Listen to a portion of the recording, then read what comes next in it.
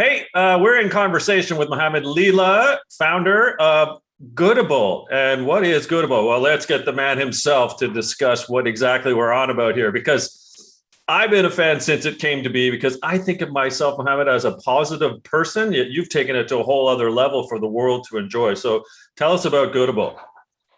First of all, Dan, thank you for setting this up and talking with us. I love what you do, and I love the positive energy that you put out into the world. I think if everybody spent even 5% of their day putting out positivity into the world would be a completely different place.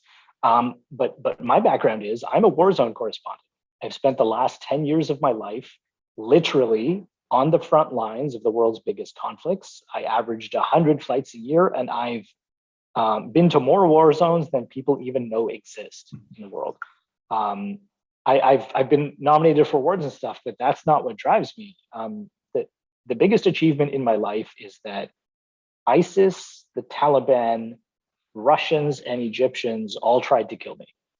Oh my And God. yeah, so I mean, I could win whatever award I could win, but that means nothing compared to the fact that, like, I think when you get targeted for journalism, it means you're doing something right. Yeah.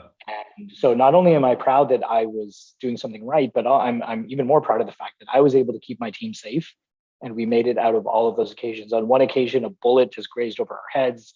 Another one, the Taliban found out that we were on an embedded assignment with the military, and they were waiting for us. They ambushed us in the mountains, and one day you're walking around this beautiful mountain scenery, and then literally 10 seconds later there's gunfire and like small arms fire and heavy arms fire coming from everywhere, and you're trying to figure out why the hell you chose this career in the first place. Yeah. Um, but that's my background, and um, so that's I bring that up because that's a big part of the story of how Goodable started.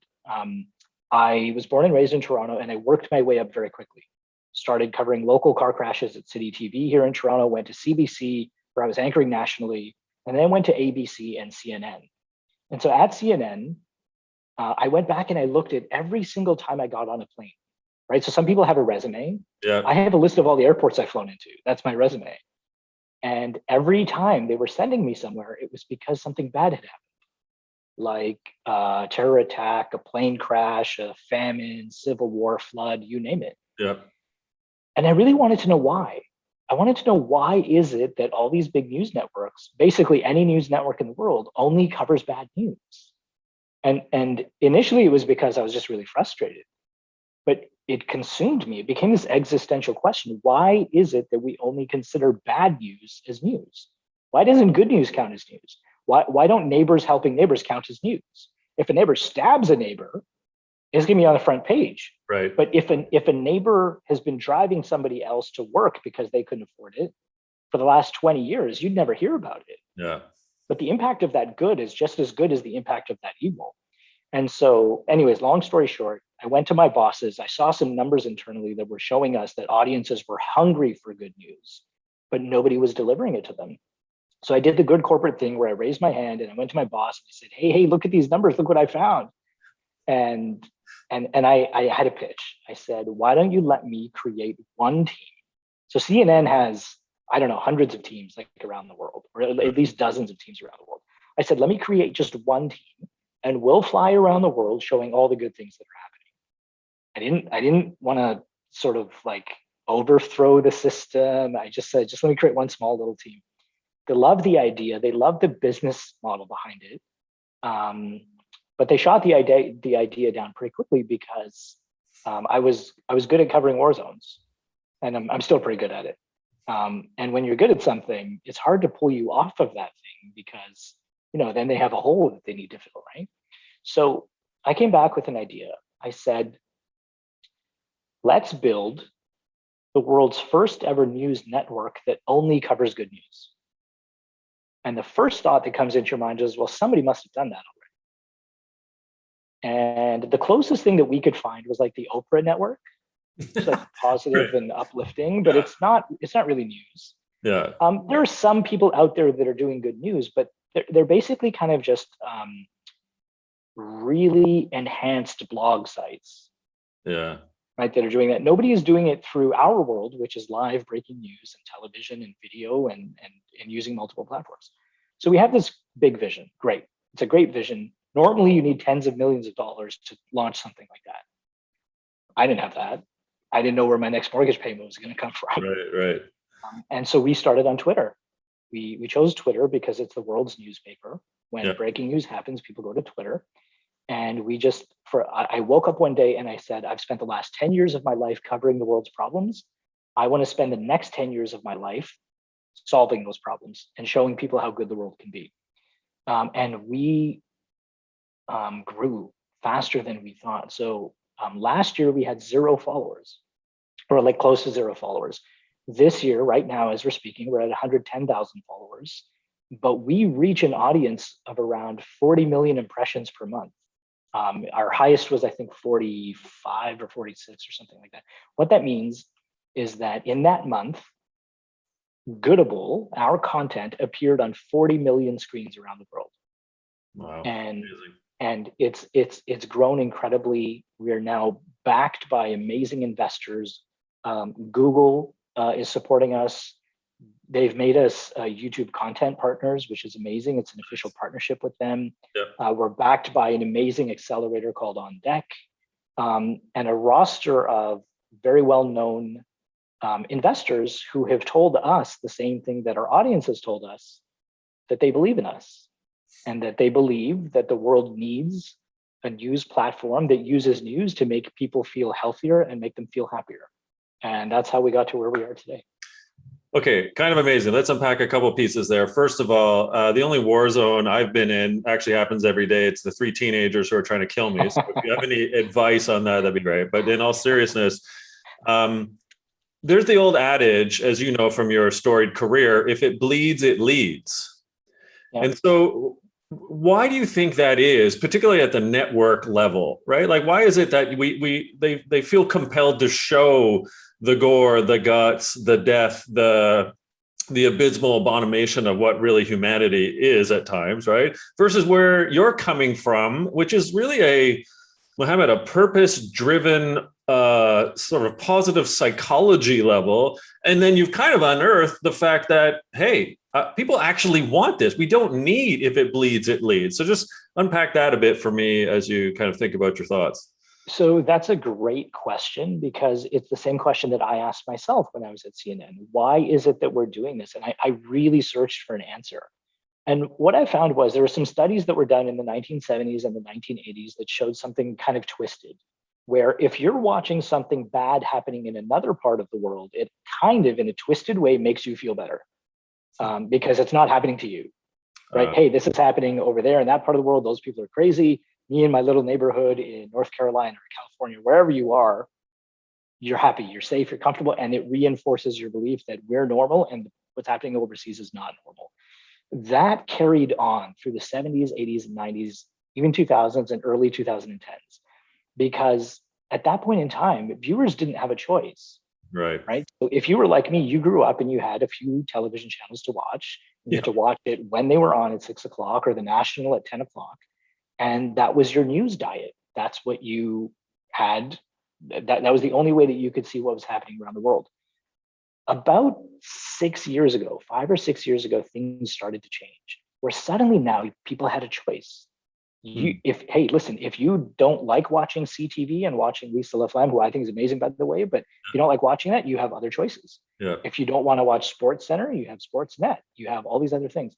So now what happens when you give people a choice and you give them news that's poisonous for them? And I don't say that lightly. If you give them news that's poisonous for them, or news that will actually make them healthier and happier, and take that a step further, news that's good for you, news that's bad for you. What if you could level the playing field? So you made it the same price, the same convenience, the same distance, the same way that right now you and I live in a town where all there is to eat is McDonald's. Right. That's all there is to eat. McDonald's owns the market. When your kids want to go out for lunch or dinner, they say, "Hey, Dad, let's go to McDonald's," because they don't know anywhere else. Doesn't seem that healthy, does it, Mohammed? Well, so now here's the question, right? So what happens if you're the first person in that town to open up a Whole Foods? And now take it a step further. What if you make that Whole Foods the same price, the same convenience, and the same distance from that person's home? So now it's exactly the same. McDonald's or Whole Foods, which one would people choose? We believe that people will always choose what makes them happier and healthier if it's the same, if it's a level playing field. And what we've done is we've leveled the playing field. We've said you no longer have to go to a steady diet of negativity and floods and earthquakes and crazy politicians spouting nonsense. That's there, but come to us. We'll give you something healthy, and we'll give you something wholesome, and we'll actually improve your mental health. So that's our belief. And what we're doing is a huge, it's a huge, Goodable is a validation that people want good news and they're willing to come to places that give them what they want. And that's what we're doing. So sometimes, however, good news comes as a result of tragedy or bad news, i.e. something horrific occurs or something to the degree of, let's just call it not so nice or, denigrating of some sort. Yet out of those ashes come goodness, come Goodable stories. So do you kind of have almost like a media plot line where there's goodness that just comes because, but also do you look for stories, or do you have a plan in which to unearth, if you will, those stories of people doing good because something bad happened beforehand? Yeah, that's a great question. And that's exactly what we're doing. And here's a perfect example. In America, there are school shootings almost every week. Yeah. In fact, if you really look at the numbers, there are mass shootings almost every day. Yeah. But school shootings happen roughly once a week. It's a headline that you've read in your own life probably dozens of times. I've read it dozens of times. And the headline typically looks like this: gunman storms into school, 10 teenagers dead. I mean, you can change the numbers around, but that's the headline that we see. So we started looking at these headlines and we said, what would happen if we never mentioned the name of the gunman even once? And what if instead of mentioning the person who did bad, we did the opposite and we started looking for the heroes? So our headline would read, meet the school janitor who just saved an entire classroom from a school shooting. And we're covering the same event. It's not like we have a different set of facts that we're dealing with. It's the same event. All we're doing is we're saying we will never talk about the villain, and we will never talk about the person who did something bad. We will spend our resources and our staff's time and our energy to show the heroes who are working inside those tragedies. And the amazing thing about this is that those are our strongest performing posts and content. Because whenever there's a tragedy, there's something in the human spirit that kind of calls out and says, you know what, enough is enough. The world can't be this way. And my answer to that is that the world is not that way. Yeah. The world isn't this place we have to be afraid of, and a place that, is filled with bad people. I think the good people far outweigh the number of bad people. We just don't hear from them enough. Amen to that. Now, looking around, you seem to be either in new digs or setting something up. So tell us a bit about where you're at in terms of the progression and growth of Goodable. I understand you might be in some very heavenly territory when it comes to investors and investment dollars. So just where are you at and where are you going with the whole Goodable operating plan? Wow. So I'll tell you where we started. We started with me in my kitchen in my pajamas on Twitter. No money, no support, no idea if this would even work. Where we are today is that we have a staff of, I think it's around 12 now. We're looking to expand to about 15. We're looking to hire some of the biggest names in Canadian journalism. We have a team of engineers, mobile developers, product managers, designers, you name it. We're doing some incredible things with machine learning technology, which have never been done in the news before. We're about to launch a podcast. We're launching newsletters. We're launching a newscast that only covers good news, Wow. which is a tremendous amount of fun for us. And we have some amazing people who are backing us, a group of investors who we love and they love us. We have a partnership with Google. We're getting approached by big brands, which is surprising for us, but I can kind of understand it. Big brands are approaching us and saying, hey, listen, we love what you're doing. We need to partner with you guys. And the proof that your startup is going well is when people approach you. I don't have a sales team. I don't have time to go out and arrange these partnerships. People are contacting us, which is great. In terms of two things. Number one is this is our studio. It's a historic space in Toronto. It's a former CBC warehouse where they used to manufacture props. And there's something deeply rewarding for me as somebody who went to the CBC and had a difficult time there, to know that we're building the future of media in a place that is rising out of the ashes of the CBC building. So that's the studio that you see behind us. The Goodable logo just came in, I think it was last week or the week. I love it. I love it. Really proud. Yeah. But in terms of funding, we've also raised one of the biggest pre-seed rounds in Canadian history. As far as I'm aware, it might even be one of the biggest. Our pre-seed round is more than $2 million, which is great for a pre-seed round. And we have some investors who have asked that their name not be shared publicly, and I will respect that. Yeah. But what I can say is that we are backed by some of the biggest names in VC, as well as one of the biggest names in entertainment in Hollywood. And when the time is right, we're going to announce who's backing us, and I think everybody will be blown away. But we're not there yet. We're not there yet. Well, kudos thus far. So thank you. I would like to come back to the newsroom and newscast, I suppose, idea, because I love it. And one of the reasons why I think where you're going, and tell me where you're going, because I'm very curious now, is if I kind of look back to, the beginning of the pandemic, and, rather famous actor John Krasinski came up with, let's tell I think it was called The Good News even, perhaps, right? And he kind of had almost like from his, quarantined home office, like this way in which to tell good stories and good news. And then I think he said something to the effect of, this is a lot of work, so I can't do this anymore. Tell me what your newsroom is going to look like. Is it like Krasinski's? Is it something different? Just give us a little bit of a peek into it. Yeah, that's a great question. It's going to look like this. It's going to look like what you see behind me. You can't see all the angles, but it's a great, amazing creative space where we have different areas where we can shoot. Amazing. It's going to be personality driven by people who are very likable on camera. And this is something that when you've been on camera a long time, you can spot in people. You can say, you know what, this person just has a charm or a magnetism about them that just makes them very likable. Yeah. That's what we're going to look like. That's what we're going to feel like. There's going to be zero negativity. It's going to focus on only the good things happening around the world. And the idea is that every time you see anything that we do, or you hear anything that we do, or our app, for example, we're launching the app very soon. Anytime you press anything on the app, it's designed to make you smile. And it's not a pie in the sky thing. It's actually designed that way. So at every touch point, we want our user to smile. And forget about all the big goals that we have. If we can just make somebody smile for a couple of seconds every day, then I think we're doing that. But the interesting thing about John Krasinski is when he did his first show, it was groundbreaking. Everybody thought, wow, like this is the first time it's happened.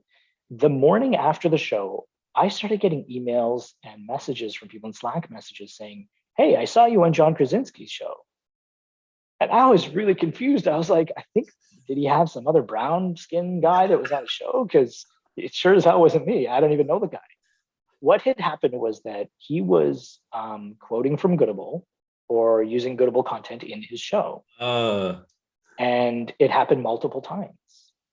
And every time I'd just get pinged and I'd say, hey, I saw Goodable in the show, or I saw you, hey, Mohammed, in the show. And so what we realized was that was a big validation for us. Yeah. Because people were using what we had found, what we had discovered, and putting it out there.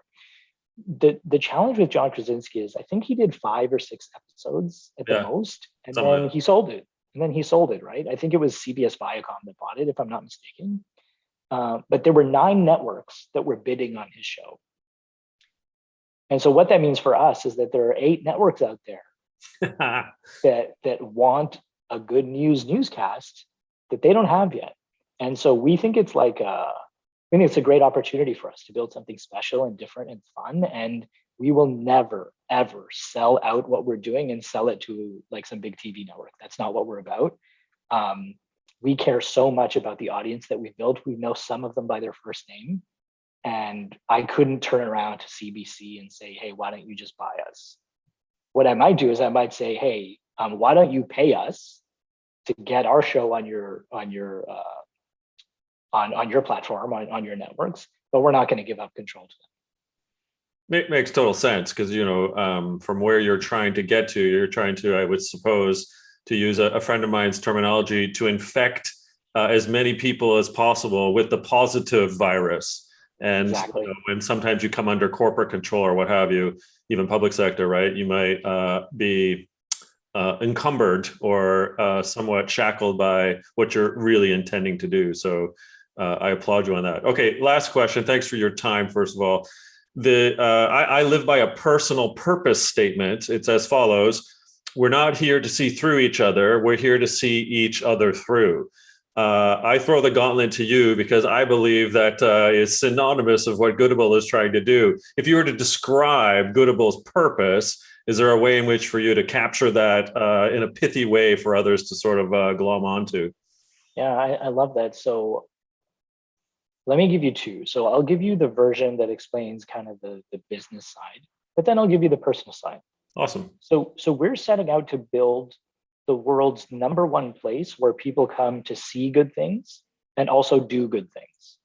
So it's not a passive experience. It's not just come in, hey, watch and feel good. No, we're going to help you do good things. That's the broader vision. Yep. A more simpler way that I can describe what Goodable is that Goodable, I would say at Goodable, we're building the world's happy place. That's what we want to be. We want to be your happy place. We're already doing it for millions of people. And the next step is to do it for 1 billion people. Our goal is to make 1 billion people live happier and healthier lives. If we can do that, I do not care about how much money we make. I do not care about how big we get. My goal is to make 1 billion people live healthier and happier lives. And that's what I'm setting out to do. Oh my gosh, Mohammed, Lila, thank you so much. I feel like we're two brothers from another mother. It is amazing, to have seen what you've done in such a short period of time with Goodable. Thank you for this, and I can't wait to see where Goodable goes next. Thanks so much for sharing the investment news, and good luck. The world needs more Goodable, needs more Mohammed, Lila, to be honest. Thank you, Dan. I think the world needs a whole lot more of what you're doing as well. So please take that as a point of affection, because your positive energy is needed, and the way that you look at things and the way that you write about things is amazing. You have this gift for explaining complicated subject matter in a really easy and straightforward way. So thank you so much for that, and thank you for this conversation today. You're too kind and generous. And with that, in conversation with Mohammed Lila, founder of Goodable, thanks very much for watching. Thanks, Dan.